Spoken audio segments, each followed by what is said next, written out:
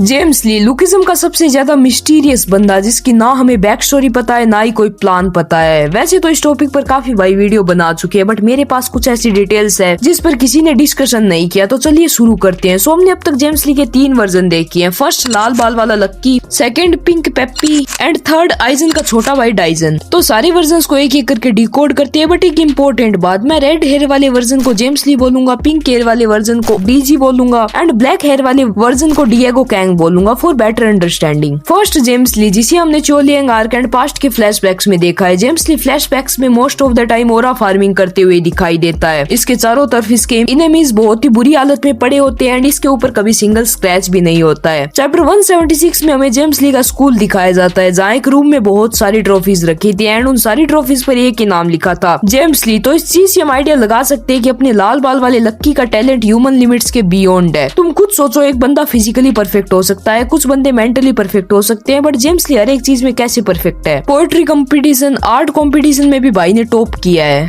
How is that fucking possible. इसके बाद चोलियंग arc में भी हमें जेम्स ली दिखाया गया था, जो शोंगजियुक की स्ट्रेंथ को टेस्ट करने आया था। यहाँ फर्स्ट जेम्स शोंगजियुक को तोड़ता है एंड उसके बाद शोंगजियुक जेम्स को तोड़ता है and at the end of this fight in दोनों का power level almost same level पर ही था। दोनों बंदों ने टोटल 3 फील्ड्स में मास्टरी सरपास कर दी थी एंड जिनको भी लगता है कि नहीं भाई शोंगजियुक ज्यादा स्ट्रॉन्ग था, तो एक बार उस फाइट को दोबारा से देखना भाई। जैसे जेम्स ली अपनी स्ट्रेंथ की मास्टरी सरपास करता है, उन दोनों का पावर लेवल ऑलमोस्ट सेम हो जाता है। तो हमारा चोलियंग आर्क वाला जेम्स ली शोंगजियुक के जितना स्ट्रॉन्ग था एंड शोंगजियुक कितना स्ट्रॉन्ग था ये तो तुम सबको पता है। जिन म्यूजिन ने खुद बोला था कि शोंगजियुक जितना पोटेंशियल उसने आज तक कभी किसी दूसरे इंसान में नहीं देखा एंड उसने शोंगजियुक को अपनी हर एक टेक्निक भी सिखाई थी, बस शोंगजियुक ने ट्रेनिंग ही कम की थी।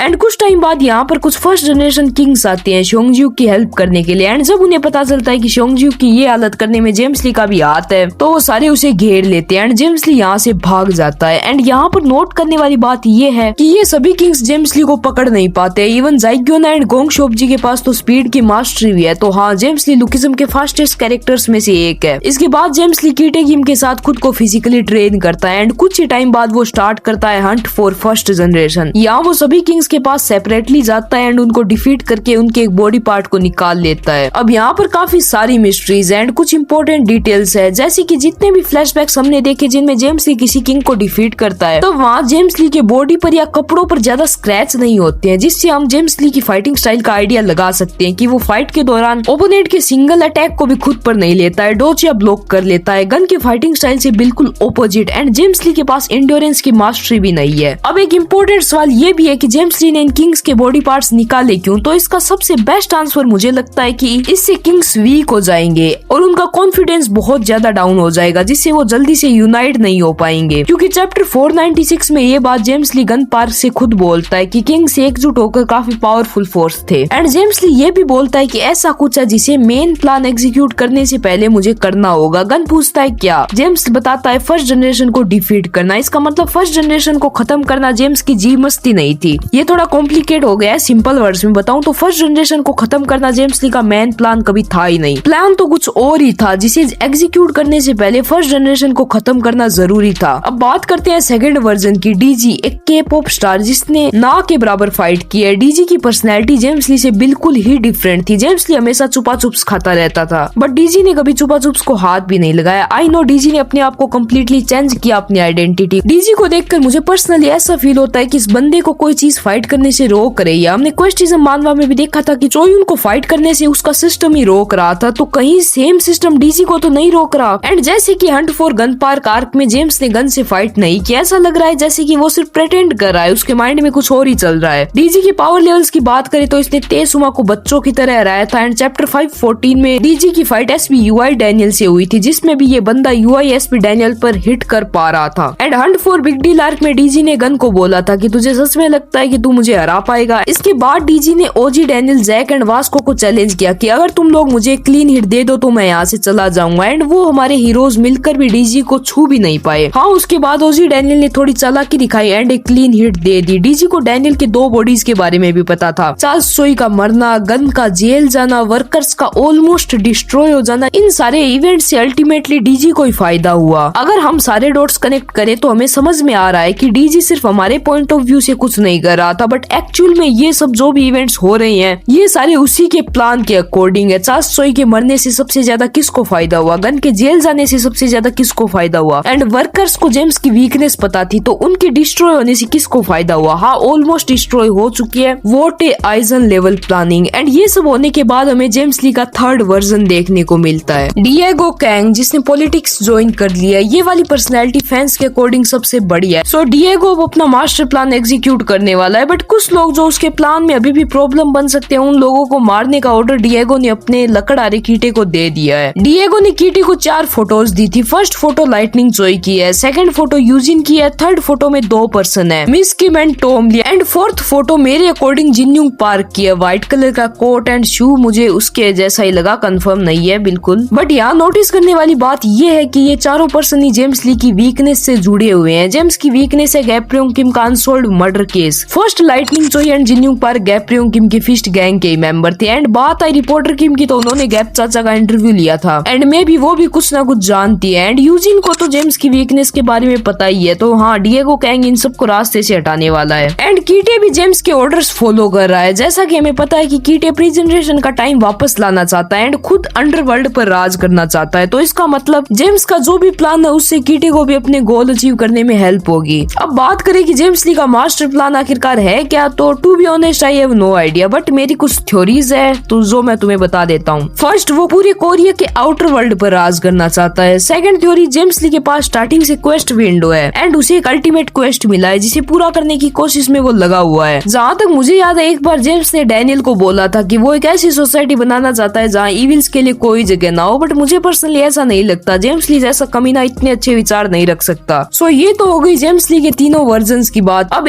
मैं एक ऐसी बात बोलना चाहता हूँ जिससे कमेंट सेक्शन में तुम लोग गालियां देने के लिए मजबूर हो जाओगे, बट मेरी पूरी बात सुन लेना, उसके बाद गाली दे सकते हो। पर्सनल ओपिनियन, जेम्स ली अभी के टाइम पर स्ट्रॉन्गेस्ट कैरेक्टर है लुकिज्म यूनिवर्स में। अब मैं ऐसा क्यों बोल रहा हूँ, लेट मी एक्सप्लेन। तुम में से 90% बंदे कीटे किम एंड गन पार्क को जेम्स से ज्यादा स्ट्रॉन्ग मानते हो, एंड हाँ, फिजिकली ये चीज पॉसिबल हो सकती है कि कीटे एंड गन दोनों ही जेम्स से ज्यादा स्ट्रॉन्ग हो, आई एग्री, बट मेंटली कौन ज्यादा स्ट्रॉन्ग है? फिजिकली तो जेम्स फिर भी गन एंड कीटे को मैच कर भी सकता है, पर क्या इंटेलिजेंस के मामले में Kite and gun park James के आसपास भी हैं? एंड इंटेलिजेंस कितनी ज्यादा इंपॉर्टेंट होती है, बेस्ट एग्जांपल है यूजिन। बंदा फिजिकली वीकेस्ट कैरेक्टर्स की लिस्ट में आता है, but just because of his intelligence उसकी क्रू 4 मेजर क्रूज में स्ट्रॉन्गेस्ट है। बंदे ने सिर्फ इंटेलिजेंस के दम पर चार्ल्स चोई के पिछवाड़े में बम्बू डाल रखा था। जेम्स ली के पास पोजीशन भी है भाई, वो बंदा लीगल एक्शन भी ले सकता है, उसके हाथ में अभी बहुत कुछ है। सिंपल वर्ड्स, जेम्स ली आइजन की तरह चाल चल सकता है, जैसे कि आइजन ने अपने से स्मार्ट को डिफीट कर दिया एंड अपने से स्ट्रॉन्ग को आउट स्मार्ट कर दिया। सेम वही सिनेरियो जेम्स ली क्रिएट कर सकता है। तो हाँ, power plus intelligence plus perfection, that's why I said James is strongest. अब तुम सब लोग बोलोगे यूआईएसपी डैनियल को भूल गया क्या तू? तो भाई चैप्टर 5:14 में क्लियरली पता चल गया था कि जेम्स ने यूआई की वीकनेस ऑलमोस्ट पता कर ली थी, तो हाँ, वो यूआईएसपी डैनियल को हरा सकता है इजीली। येना एंड डूली एक्सेप्शंस है, तो वो किसी भी कैरेक्टर्स को हरा सकते हैं, उन्हें ऐड मत करना। बाय द वे, जो मैंने अभी ये बात बोली जेम्स ली स्ट्रॉन्गेस्ट है, इसे भूल जाना, ये सिर्फ एक मजाक था, अप्रैल फूल। रियलिटी में गन पार्क है सबसे स्ट्रॉन्गेस्ट। सो तुम कमेंट करके बताना तुम्हारा इस बात पर क्या ओपिनियन है, एंड लॉजिकल कमेंट करना। एंड अगर ऐसी amazing reality check videos daily देखना चाहते हो तो चैनल सब्सक्राइब कर लेना, एंड लाइक टारगेट 2000 लाइक्स है।